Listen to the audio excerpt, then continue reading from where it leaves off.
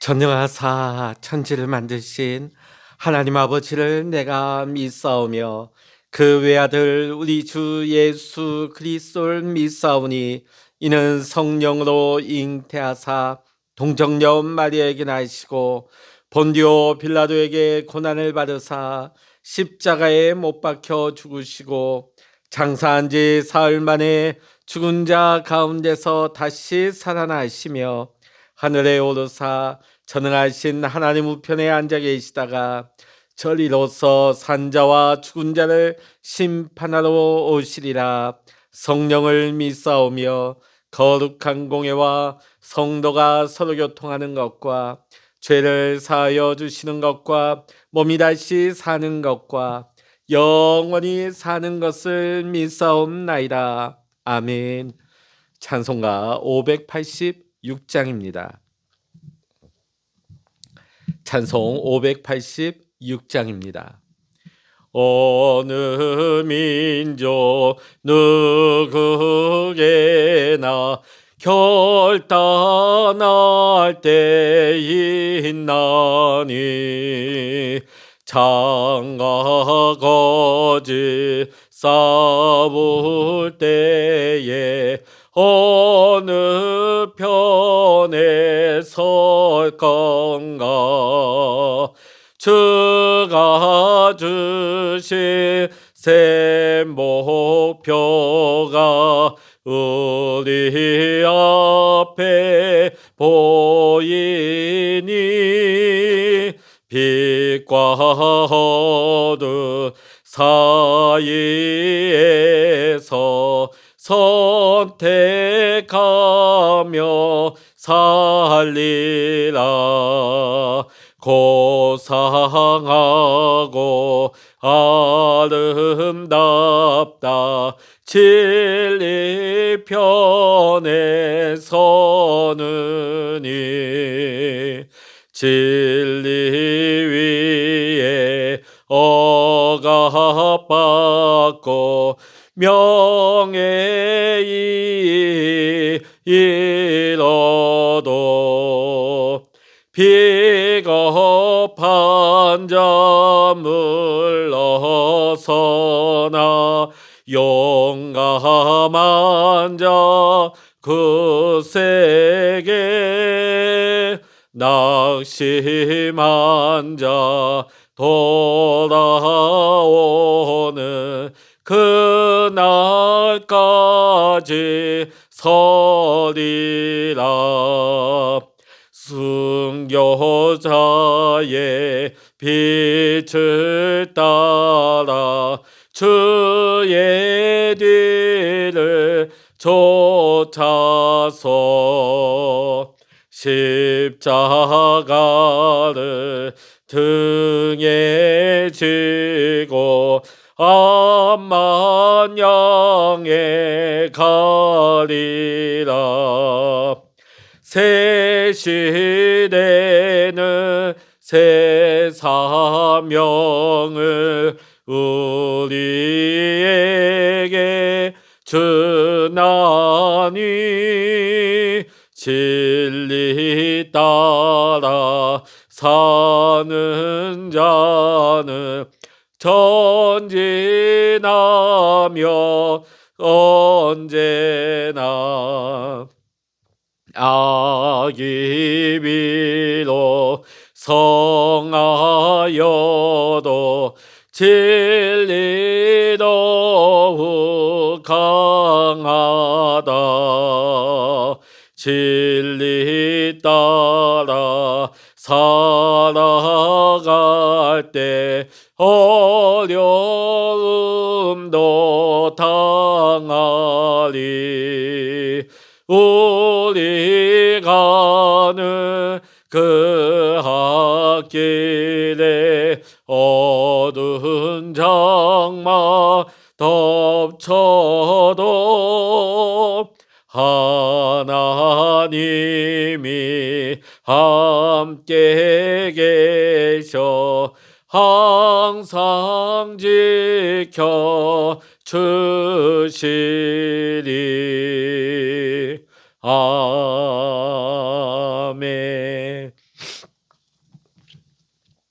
이 시간 우리에게 주시는 하나님의 말씀 신약 성서 누가복음 12장 49절로부터 마지막 59절까지입니다. 신약 성서 누가복음 12장 49절로부터 59절까지 우리 같이 읽겠습니다. 내가 불을 땅에 던지러 왔노니 이 불이 이미 붙었으면 내가 무엇을 원하리요? 나는 받을 세례가 있으니 그것이 이루어지기까지 나의 답답함이 어떠하겠느냐?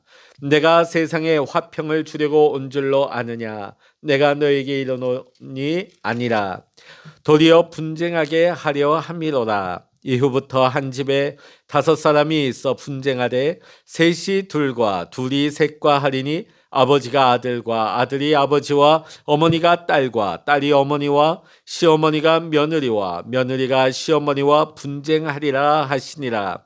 또 무리에게 이르시되 너희가 구름이 서쪽에서 이는 것을 보면 곧 말하기를 소나기가 오리라 하나니 과연 그러하고 남풍이 부는 것을 보면 말하기를 심히 더우리라 하나니 과연 그러하니라. 외식하는 자여 너희가 천지의 기상은 분간할 줄 알면서 어찌 이 시대는 분간하지 못하느냐? 또 어찌하여 옳은 것을 스스로 판단하지 아니하느냐? 내가 너를 고발하는 자와 함께 법관에게 갈 때에 길에서 화해하기를 힘쓰라. 그가 너를 재판장에게 끌어가고 재판장이 너를 옥졸에게 넘겨주어 옥졸이 옥에 가둘까 염려하라. 내게 이르노니 한 푼이라도 남김이 없이 갚지 아니고서는 결코 거기서 나오지 못하리라 하시니라. 아멘. 할렐루야. 오늘 이 아침에도 함께 기도하시는 우리 사랑하는 모든 믿음의 성도 여러분에게 하나님의 크신 은혜와 평강의 축복이 함께 하시기를 주의 이름으로 간절히 축원합니다. 우리가 성경을 읽으면서 발견할 수 있는 것은 예수님은 평강의 왕이시라는 것입니다.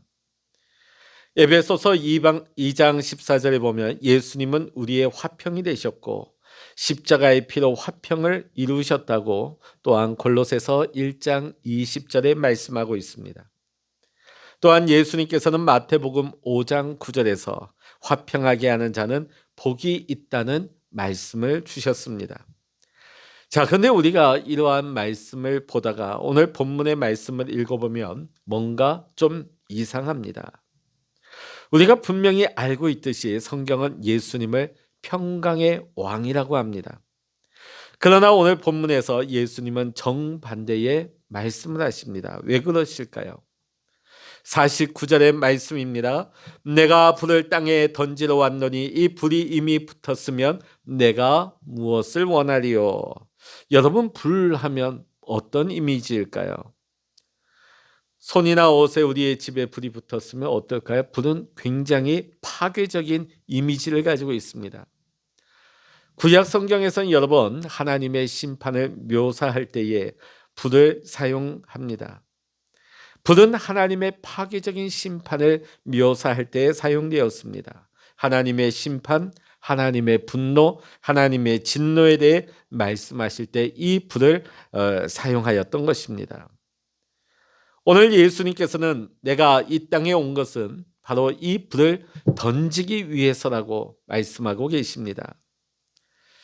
자, 그런데 방금 전에 제가 말씀드린 것처럼 불하면 또 구약 성경에 나오는 하나님의 심판 또한 파괴 그런 의미를 떠올리지만 또 그런 것만은 아닙니다. 응급 상황에서 우리가 칼을 사용하게 될 때 그 칼을 불에다 달굽니다. 왜 칼을 불에다 달구게 될까요? 소독하기 위해서죠. 병균, 이물질을 제거하기 위해서입니다. 이와 같이 성경에서 불도 이런 의미로 사용될 때가 있습니다. 우리를 정결하기 위해서 깨끗하게 하고 우리를 거룩하게 하기 위해서 이 불을 사용하는 것입니다. 세례 요한은 예수님에 대해 말씀하면서 이렇게 말했습니다. 그는 성령과 불로 너희에게 세례를 베푸실 것이요. 자, 여기에서 나오는 성령과 불, 이것은 죽은 영혼을 새롭게 살리는 거룩하게 하는 불의 작용을 말하는 것입니다. 예수님이 이 땅에 불을 던지러 왔다 하는 것은 어떤 경우에는 심판의 의미이고 어떤 경우에는 구원의 의미가 되는 것입니다. 예수님의 심판과 구원의 이중적인 말씀이 다 담겨 있는 것입니다. 요한복음 3장 17절의 말씀 보면 하나님이 그 아들을 세상에 보내심은 세상을 심판하려 하심이 아니요 그로 말미암아 세상이 구원을 받게 하려 하심이라. 아멘. 이렇게 말씀을 하셨습니다. 하나님께서 예수님을 이 땅에 보내신 이유는 세상을 심판하기 위함이 아니요 구원하기 위해서라고 말씀하십니다. 자, 그런데 그 다음 말씀을 보게 되면 요한복음 9장 39절에 내가 심판하러 이 세상에 왔으니 보지 못하는 자들은 보게 하고 보는 자들은 맹인이 되게 하려 함이라. 예수님은 심판하는 불과 같이 말씀하셨고 또 어떤 면에서는 예수님은 동일한 말씀이 구원의 말씀이 되기도 했습니다. 보지 못하는 사람들에게는 구원의 말씀이 되고 보는 자들에게는 심판의 말씀이 되는 것입니다. 여러분, 예수님의 천국 복음은 간단합니다. 회개하라, 천국이 가까이 왔느니라.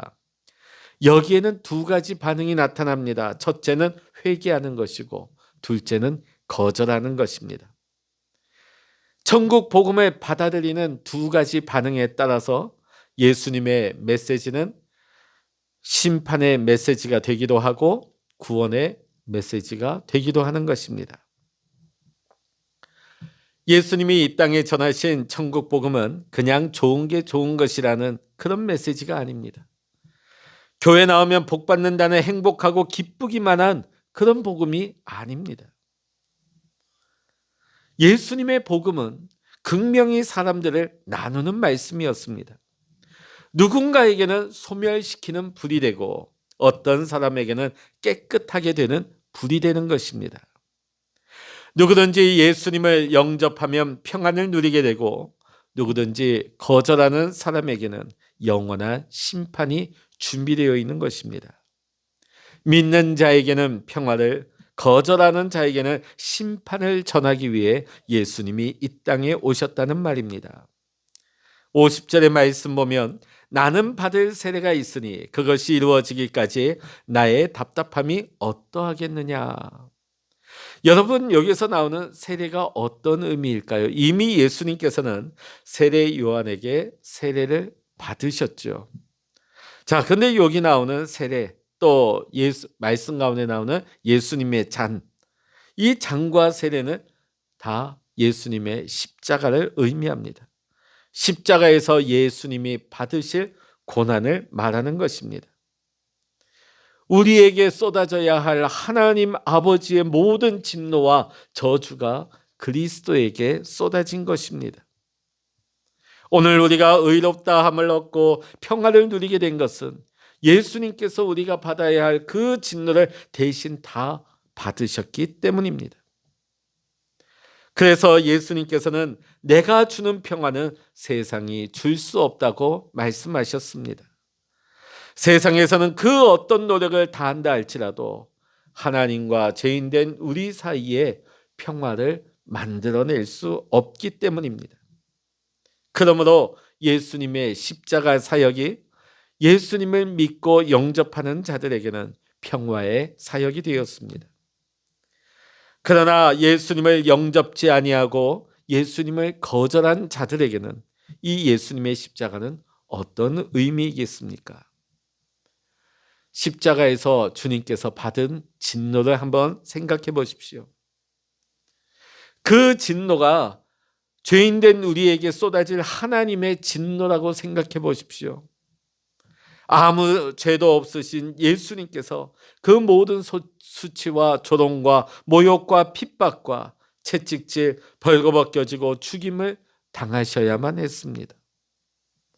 하나님과 완전히 단절되는 경험을 하셨습니다. 하나님의 모든 진노와 분노를 친히 담당하셨습니다. 이와 같이 예수님을 거절한 자들에게는 어떤 진노가 내려지겠습니까? 예수 그리스도의 십자가 사역이 그것을 거절한 자들에게는 무서운 심판으로 확증되는 것입니다. 주님은 하나님의 뜻 가운데 십자가에 오르는 것을 간절히 원하셨습니다.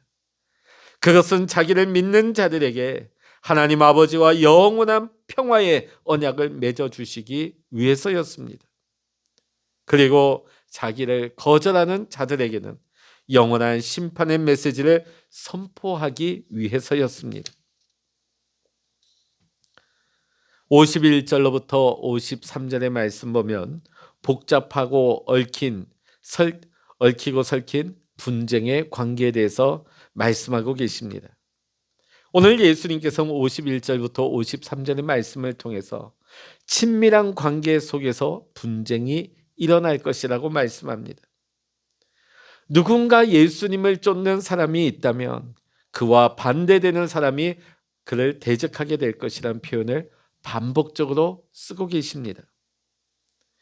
예수님은 누구든지 나를 따른다면 이러한 분쟁을 각오해야 한다고 말씀하십니다. 또한 예수님은 세상이 너희를 미워하면 그것은 나를 먼저 미워했다는 것을 기억하라고 하십니다. 너희가 나를 따르면 동일한 어려움을 겪게 될 것이라는 말씀이죠. 오늘 우리는 그리스도를 따르는 제자로서 살아가고 있습니다. 그러기에 우리는 그리스도를 거절한 사람들과는 사는 것이 달라야 합니다.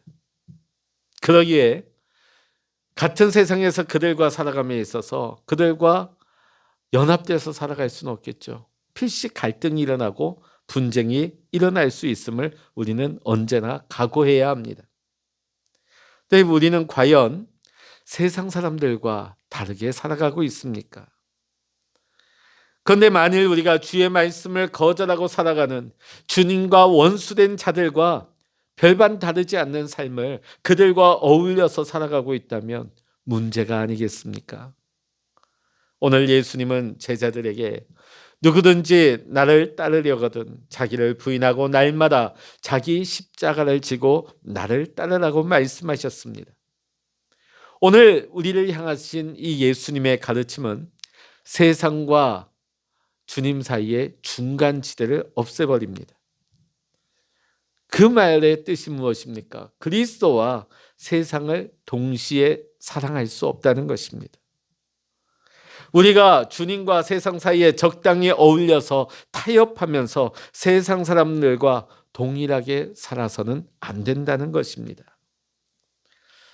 사랑하는 성도 여러분, 우리의 삶의 모든 영역 가운데서 세상과 주님 사이에 애매하게 자리하고 있는 그 삶의 자리를 이제는 결단하시고 정리하시기를 바랍니다. 복음의 말씀은 여러분을 영원히 불태워버릴 수 있는 불이 될 수도 있고 여러분을 구원할 수 있는 구원의 불이 될 수도 있습니다.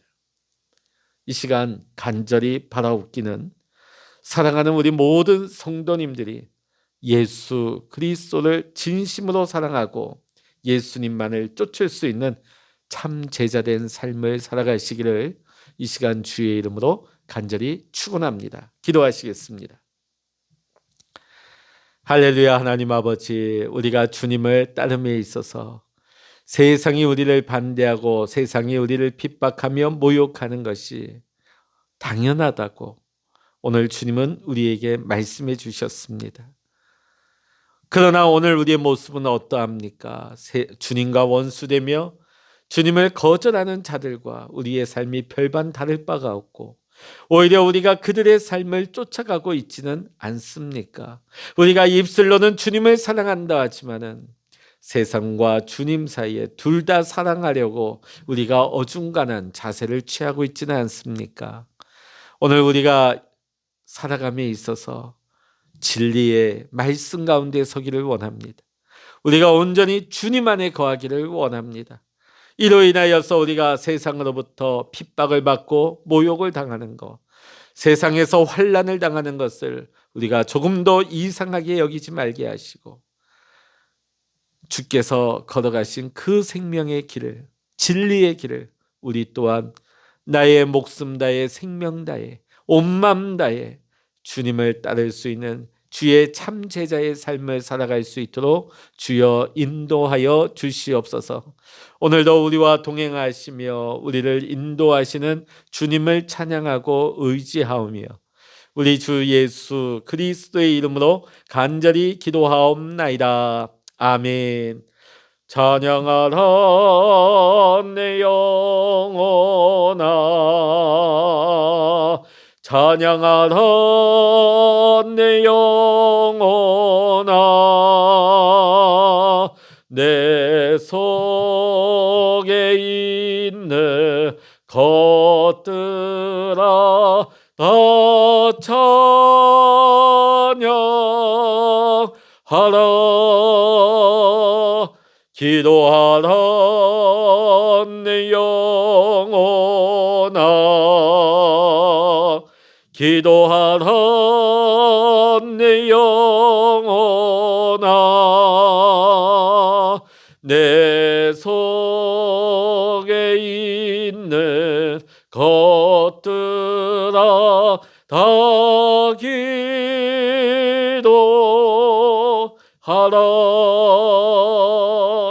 주여 일창으로 합심하여 기도하십니다. 주여